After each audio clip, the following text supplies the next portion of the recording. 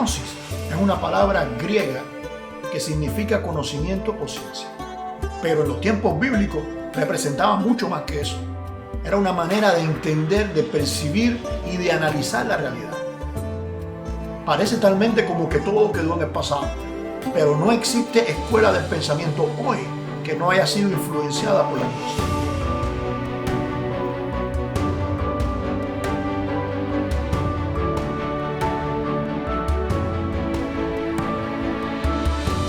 Uno de los grandes dilemas que ha tenido el cristianismo es tratar de entender la Biblia a partir del contexto del que lee y no a partir del contexto del que escribió.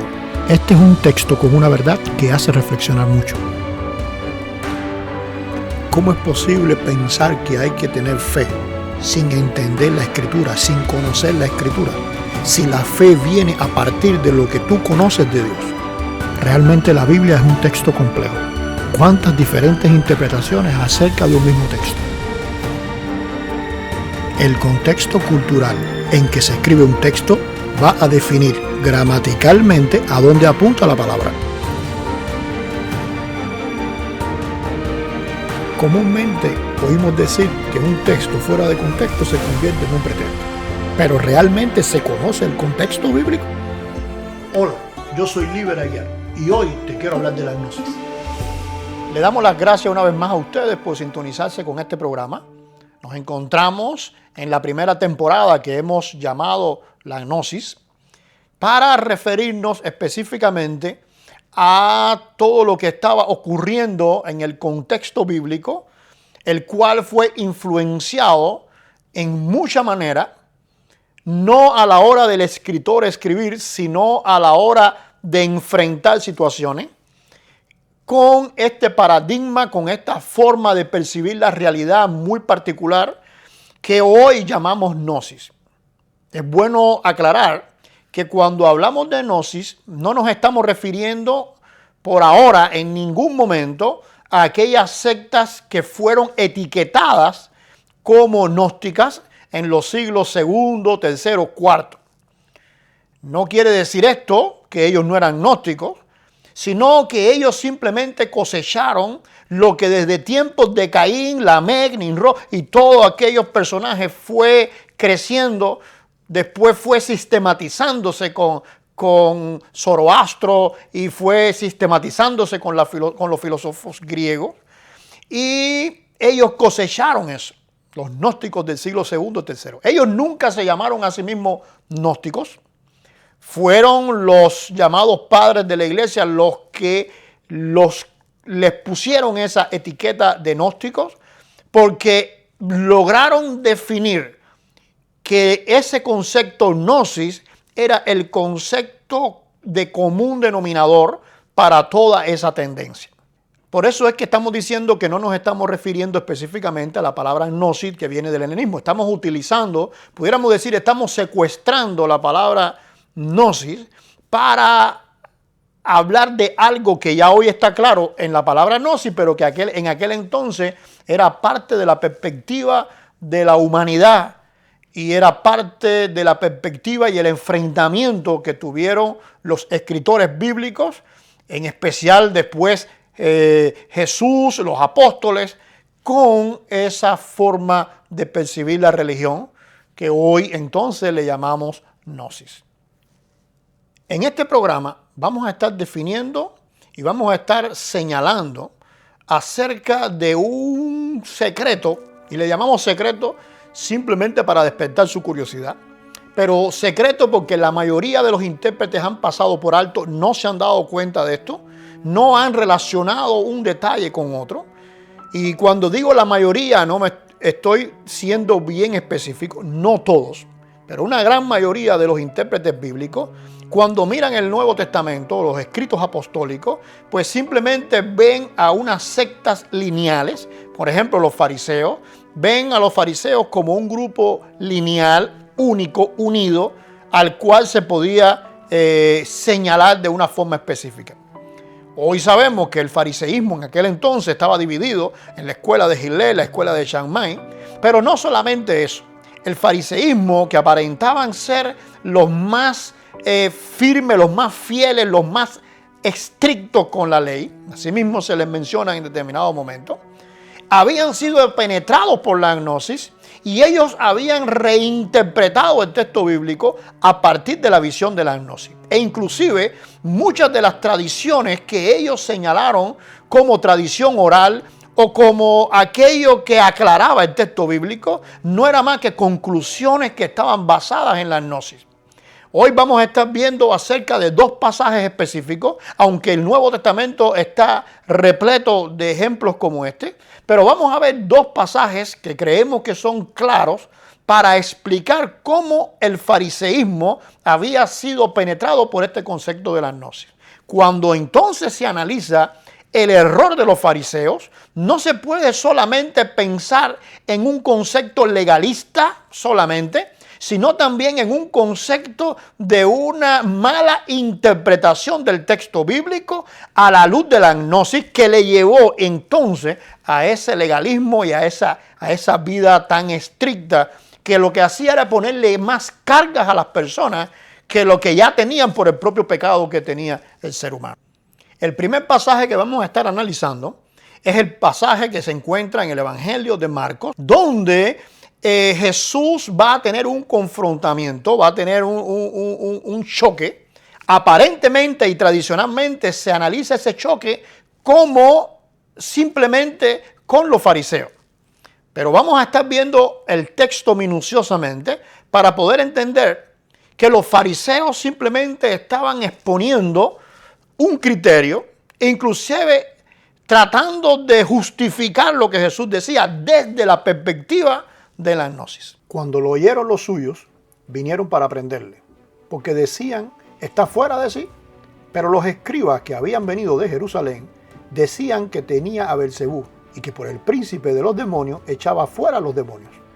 Y habiéndolos llamado, les decía en parábola, ¿cómo puede Satanás echar fuera a Satanás? Si un reino está dividido contra sí mismo, tal reino no puede permanecer. Al detallar un poquito más en esto, nos damos cuenta que simplemente dice ahí que cuando lo oyeron los suyos. Esos suyos en griego es una frase que simplemente está refiriéndose a los parientes de Jesús, los parientes cercanos de él. Ellos estaban en una especie de contradicción, tal vez porque no entendían lo que Jesús estaba haciendo y estaban malinterpretando con temor de lo que pudiera pasarles. Así que ellos entonces están en un desacuerdo con aquello que Jesús estaba haciendo, tal vez por no entenderlo correctamente. Ahora, en este ataque que los parientes le están haciendo a Jesús, los escribas, que en un pasaje paralelo vamos a estar viendo que son fariseos, van a hacer una defensa de lo que Jesús está haciendo, pero es una defensa a partir de lo que ellos consideran que es lo que está pasando con Jesús. Hay que entender que para los fariseos de aquel entonces, los demonios se podían manipular, eran entes espirituales que uno podía manipularlos e inclusive la persona de más rango, pudiéramos decir espiritual, iba a hacer un uso mayor o más efectivo de esas entidades espirituales.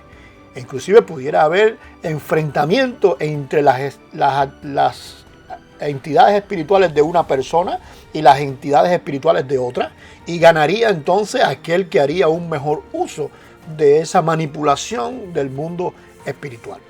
Estos escribas fariseos que vienen directamente desde Jerusalén, el corazón del fariseísmo, ellos van a explicar lo que Jesús está haciendo basado en ese concepto gnóstico, y van a decir entonces que Jesús lo que tiene es a Belcebú. Pudiéramos pensar entonces, bueno, simplemente están criticando a Jesús para ponerle una etiqueta, pero no.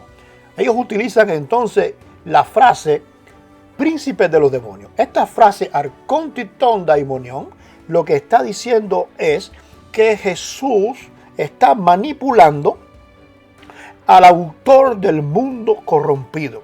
Cuando se une la palabra arkonti con la palabra daimonion, no es una simple frase, es una frase directamente usada por la gnosis, directamente usada por las personas que estudiaban el mundo espiritual desde su propia perspectiva o desde la perspectiva de la gnosis. Jesús, como centro de este debate entre sus parientes que no entienden lo que están haciendo y están atemorizados con que puedan tomar una represalia no solamente con Jesús, sino también con toda la familia. Y por otro lado, entonces, los fariseos, queriendo decir que lo que Jesús está haciendo desde la óptica de ellos tiene una explicación. En medio de ese debate, Jesús se va a parar y les va a dar una clase magistral, solamente a partir de un punto sencillo, a partir de una cosa tan lógica. Jesús le va a decir, ¿cómo puede Satanás echar fuera a Satanás? Si un reino está dividido contra sí mismo, tal reino no puede permanecer. O sea, que cómo es posible que él pueda manipular los demonios y pueda hacer todas estas cosas con los demonios y a la vez entonces formar parte del reino de los demonios. Es algo ilógico. Pues simplemente si lo que usted está viendo que Jesús está haciendo trasciende la naturaleza humana, trasciende la naturaleza inclusive espiritual de los demonios, porque está yendo en contra, está destruyendo el reino de las tinieblas, ¿cómo usted va a pensar que él es parte de las tinieblas?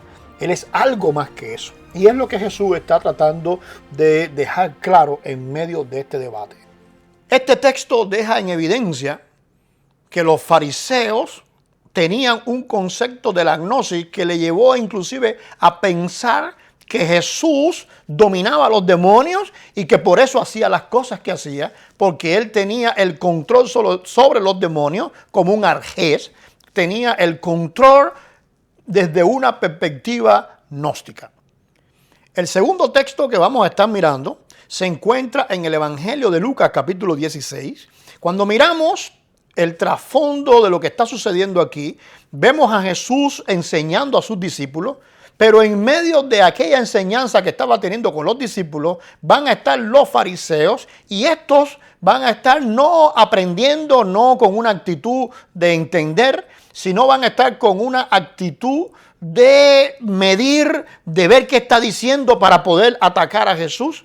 Y en medio de eso, Jesús va a traer la enseñanza que se encuentra aquí acerca de una parábola. Y esto va a utilizar una parábola para enseñar esto. No quiere decir que está siendo exactamente, exacto con lo que está describiendo, sino que es una parábola que va a explicar lo que él va a querer enseñar. Aquí entonces va a estar trayendo que muere un mendigo y este mendigo está en la puerta de casa de un personaje rico, un personaje que aparentemente lo tiene todo, un personaje que se encuentra celebrando las fiestas, y las fiestas que un judío celebra son las fiestas bíblicas. Así que este personaje aparentemente todo lo que está haciendo es lo correcto, pero sin embargo este mendigo que lo han traído según el texto, cuando usted lo analiza exegéticamente, cada palabra del griego, el mendigo ha sido puesto allí y cuando los perros le están lamiendo las llagas, es una especie de alivio. El único alivio que él tenía era que los perros le lamieran las llagas. Era parte de lo que ocurría en aquel entonces. Las pequeñas comunidades que se formaban de leprosos, pues muchas veces tenían perros entre ellos y el objetivo de tener perros entre ellos era que los perros le lamían entonces y eso le traía cierto alivio a las llagas que tenían encima. Así que entonces este mendigo llamado Lázaro es puesto allí y este hombre no es capaz de ser hospitalario, no es capaz de permitirle que participe también de la fiesta, aunque tenga la situación que tenga. O sea que por un lado está cumpliendo con muchas cosas de la ley, pero por otro lado las está fallando, las está faltando. Así que cuando una persona cumple una parte de la ley, pero deja de cumplir la otra, y cree entonces que cumpliendo la ley se puede salvar, pues esa que deja de cumplir automáticamente le viene de piedra de tropiezo para todo el resto de las leyes. Así que entonces este pasaje va a hablar de esto y va a venir una enseñanza muy específica. Vamos a estar viendo entonces cómo los griegos tenían una perspectiva específica de lo que era el inframundo, los persas también, los fariseos también, y cómo Jesús va a contrastar estas dos o estas tres perspectivas, en el caso específico de los fariseos, que son los que están ahí escuchándole, él va a definir entonces como Mesías, como única persona autorizada a describir realmente lo que él conoce, como creador de los cielos y de la tierra también, pues entonces él va a definir cómo es realmente el inframundo. En primer lugar, vamos a estar viendo el inframundo para los maguís de Persia. Para ello habían tres lugares. El Menok, que era el lugar intermedio donde las almas se purificarían. La casa de Drut, que era la casa de la mentira, donde las personas iban a ser atormentadas por haber hecho lo malo. Y la casa de los cantos, que era el paraíso, el lugar eterno de recompensa. Para ellos, cuando una persona moría, si había hecho lo correcto, iba directo a la casa de los cantos, como pudo haber sido el caso de Zoroastro. Pero si no, la persona comete errores y cosas así, pues llega al Menok y allí iba a ser purificado después de un tiempo para entonces ir a la casa de los cantos. Ahora, para ellos, la casa de Drut en algún momento iba a desaparecer y entonces todos los que estaban en la casa de Drut, después de ese tormento, pues quedaban purificados y al final de la jornada todos los seres humanos terminaban eternamente en la casa de los cantos o el paraíso. Ahora, paralelo a esto estaba el inframundo para los filósofos griegos. Ellos, al igual que los maguís, tenían tres territorios. El Hades era el intermedio, lugar de purificación. El Tártaro es el infierno. Y el Eliseo era el lugar de paraíso eterno. Todos los seres humanos iban al Hades. Y una vez que estuvieran allí en el Hades, pues entonces eran purificados. Y unos al Eliseo y otros irían al Tártaro.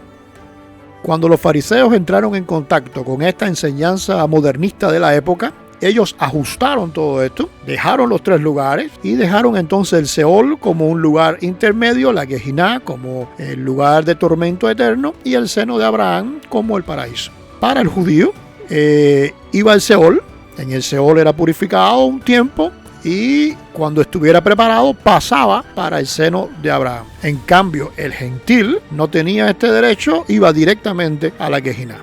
Es así que Jesús se encuentra en medio de un conflicto creado por este coqueteo de los fariseos con la enseñanza que viene del modernismo de la época, de los filósofos y del maguí.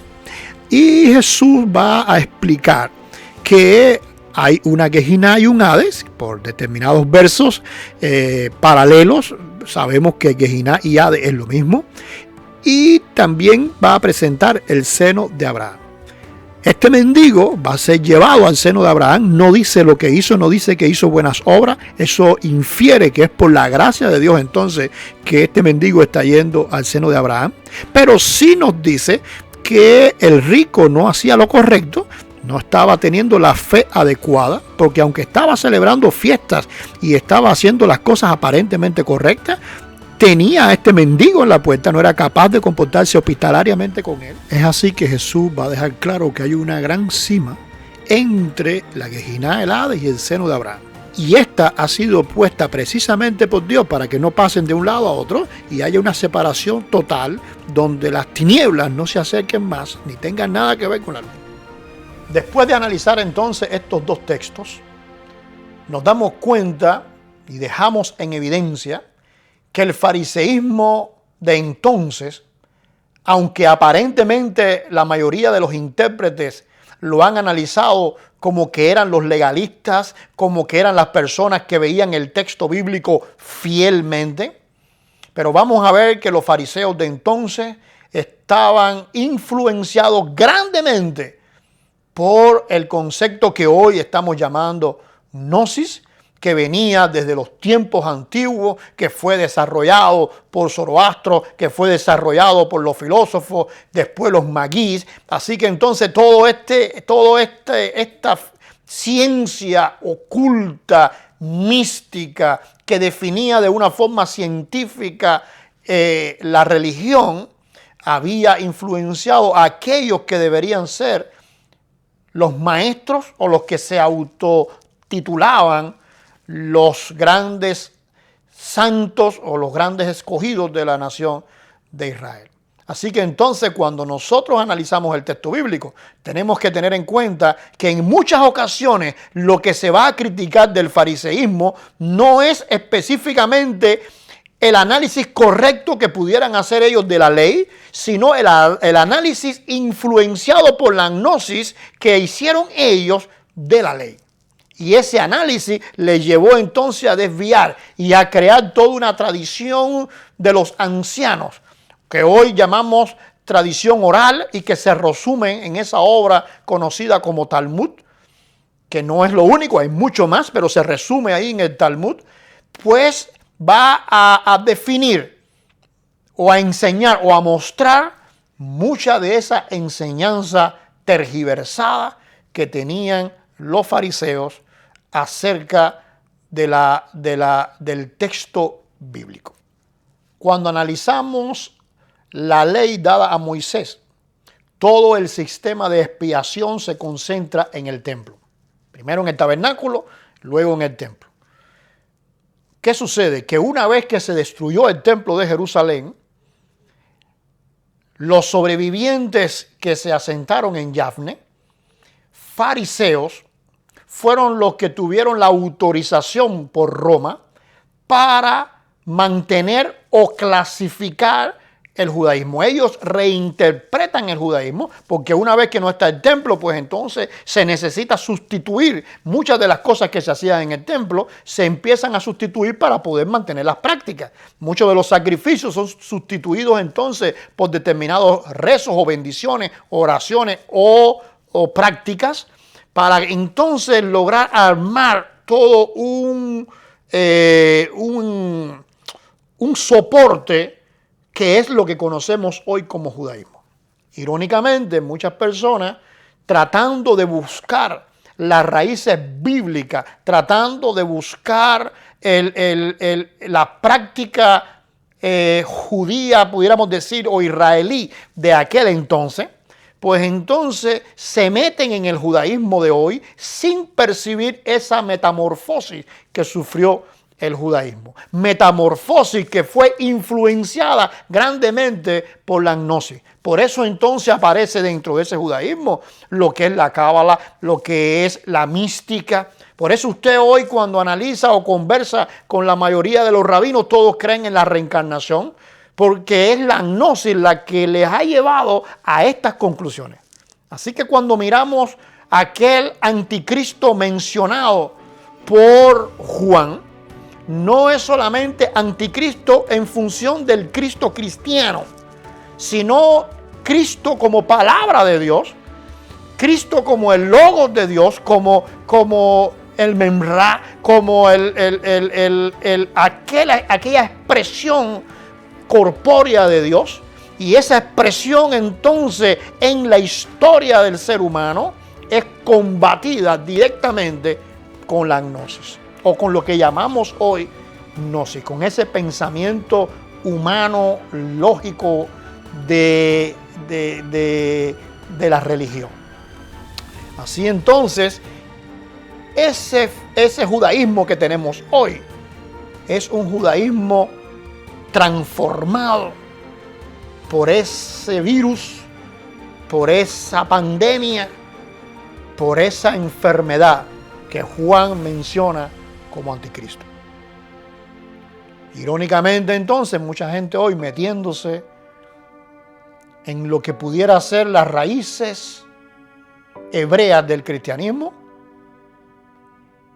realmente no están entrando en las raíces hebreas, sino están entrando en las raíces gnósticas que transformaron la visión interpretativa, la verdadera forma de adorar, que es la que Jesús define completamente diferente.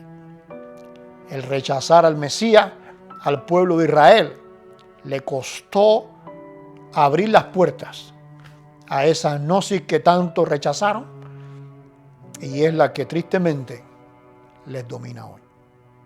Como dijimos al principio, esta temporada de la gnosis la estamos analizando desde varias ópticas, por eso van a haber varios episodios en esta temporada para hablar de este tema. Hablamos en un principio de forma general de la gnosis. En este hemos hablado acerca de cómo los fariseos, que aparentemente eran los más legalistas, habían sido influenciados por la gnosis. Así que entonces, ¿qué vamos a dejar para los herodianos, para los saduceos y para todo el resto de la población? Y en próximo programa vamos a estar viendo acerca de el enfrentamiento entonces que los primeros seguidores de Jesús, los apóstoles, tuvieron con la gnosis. Dios te bendiga y te esperamos la próxima semana.